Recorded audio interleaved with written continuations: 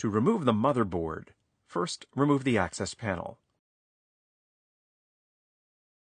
Remove any expansion cards if installed in the unit.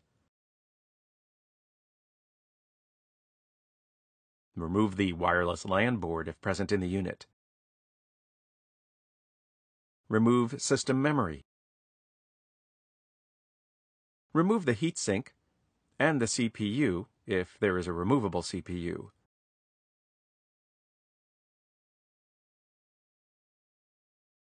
If removing an Intel CPU, install a socket cover on the load plate window after removing the CPU, and replace the load plate over the CPU socket.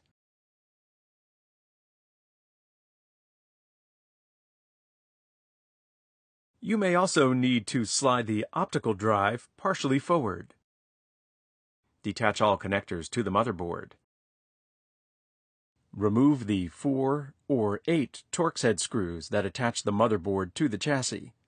Depending on the size of the motherboard, note that one screw must be accessed through a cutout in the bottom hard drive bay.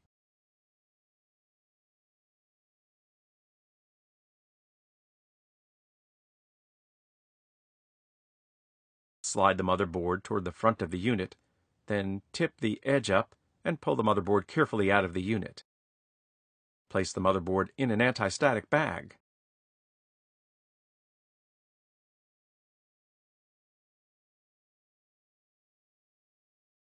To replace the motherboard, carefully place the motherboard back into the unit, clearing connectors away from underneath the board, and aligning the back panel connectors with their cutouts on the rear of the chassis.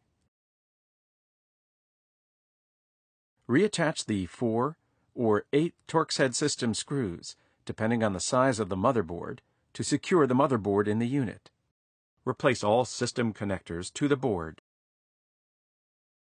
Slide the optical drive back into position if it was partially removed.